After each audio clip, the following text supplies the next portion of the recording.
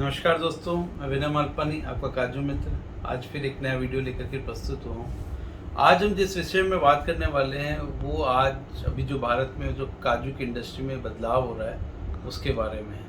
क्या बदलाव हो रहा है? सबसे पहली चीज़ तो जो काजू का जो पूरा ढांचा है व्यापार का वो बदल रहा है उसके उपयोग के कारण। काजू का जो कमर्शियल जो उपयोग है वो बहुत स्पीड से हमारे भारत में चेंज हो रहा है और बहुत ज़्यादा स्पीड से उसकी ग्रोथ हो रही है, कंजम्पशन हो रही है बनिस्बत कंज्यूमर डिमांड के, मतलब साबुत काजुओं के और जो काजू टुकड़ियों की खपत है दोनों में बहुत अंतर हो रहा है। काजू टुकड़ी की खपत बहुत ज़्यादा बढ़ रही है और साबुत काजू के अनुपातिक उससे कम है। तो हमारे को सबसे बड़ी जो तकलीफ़ों का सामना करना पड़ रहा है ये है कि काजू की टुकड़ी की कीमत स्पीड से बढ़ रही है और साबुत काजू कम है। टुकड़ियाँ लगभग आप मान के चलिए, अगर कोई ठीक टुकड़ियाँ 650-700 रुपये किलो की है और साबुत काजू हमें 650-600 रुपये में भी मिल जाते हैं। तो हमें क्या वो साबुत काजू को रिप्लेस कर लेना चाहिए काजू टुकड़ी की कंजम्पशन के लिए? सबसे बड़ा सवाल हमारे सामने ये है। जैसे काजू कतली बनानी है तो क्या हम काजू टुकड़ी की जगह साबुत काजू को यूज़ कर सकते हैं? तो जवाब है हाँ, बिल्कुल कर सकते हैं, क्योंकि साबुत काजू का ही वो जो अंश है उसको टुकड़ी कह रहे हैं हम। पर आपको उसके लिए कुछ चीज़ों का विशेष ध्यान रखना चाहिए। आप जब देखें तो फिर आपको मैं आप छोटा सा एक चीज़ दिखाता हूँ। देखें अब हम साबुत काजू और उसको तो हम समझते हैं सबसे पहले कि काजू की टुकड़ी क्या है जिसको हम उपयोग में लेते हैं।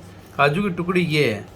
काजू की टुकड़ी का मतलब साबुत काजू के ही अंश को हम 4 टुकड़ी, 2 टुकड़ी, 6 टुकड़ी बोलते हैं। जितने उसके टुकड़े हो गए वो, जिनका उपयोग हम काजू की कतली के अंदर, कन्फेक्शनरी में, बेकरी में, ग्रेवी में करते हैं। और काजू टुकड़ी बनी कैसे? साबुत काजू लिया हमने, ये टुकड़ी बन गई, टुकड़ी हो गई। साबुत काजू है ये टुकड़ी हो गई। तो हम इसी का जो अंश है वो 4 टुकड़ी, 2 टुकड़ी हो गई, मैंने इसमें मिला दिया है, ये टुकड़ी हो गई सब। साबुत काजू ये रहा, टुकड़ी ये रही। आप इसको और तोड़ लीजिए, साबुत काजू का ये टुकड़ा हो गया।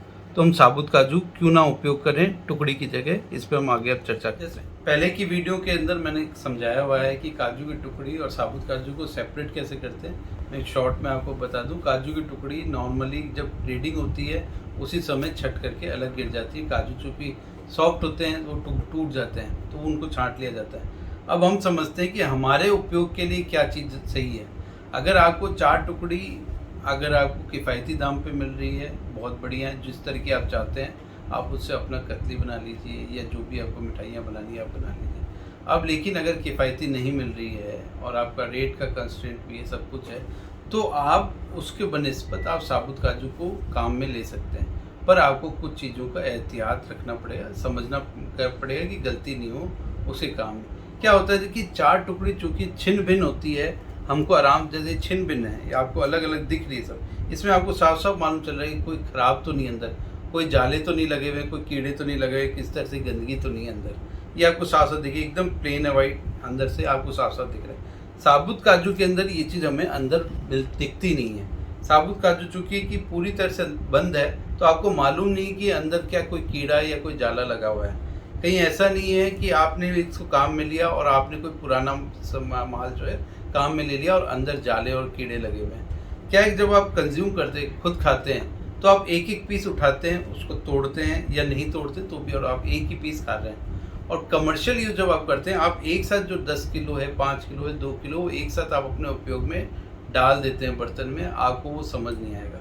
तो आपको जो ध्यान रखने वाली बात है, एक तो जब आप कोई भी साबुत काजू खरीदें आपके कमर्शियल यूज़ के लिए, तो ये जानकारी में रखें कि वो पुराना ना हो, वो ख़राब नहीं हुआ हो, उसमें कीड़े नहीं लग रहे हों, उसमें जाले नहीं लग रहे हों। इसके लिए आपको साबुत काजू जब भी आप खरीदें, आप पहले तो एक तो उसको सूंघ करके देखिए, उसमें कोई स्मेल तो नहीं आ रही, कोई रैंसिड तो नहीं है, खट्टापन तो नहीं आ गया उसमें। दूसरा, उसमें काफ़ी मालों को आप तोड़ करके देखिए कि कहीं वो पुराना तो नहीं है, उसमें कोई कीड़े या जाले तो नहीं चल रहे, क्योंकि अगर वो होंगे तो आपका जो अंतिम प्रोडक्ट है, मान लीजिए काजू की कतली पे हम आज बात करते हैं, काजू की कतली अगर बना रहे हैं तो आपकी ख़राब होगी, उसमें खराबी आ जाएगी, उसमें टेस्ट में खराबी आएगी, उसमें स्मेल में खराबी आएगी, हर चीज़ में आपका जो फाइनल प्रोडक्ट है वो ख़राब हो जाएगा। तो आप एक तो पुराना माल ना खरीदें साबुत काजू, और आप उसको अच्छा माल ही खरीदें। खाने में एक बार खा करके देखिए मीठा कि नहीं। सफ़ेदी की यहाँ पे कोई भी किसी भी तरीके से तुलना नहीं है।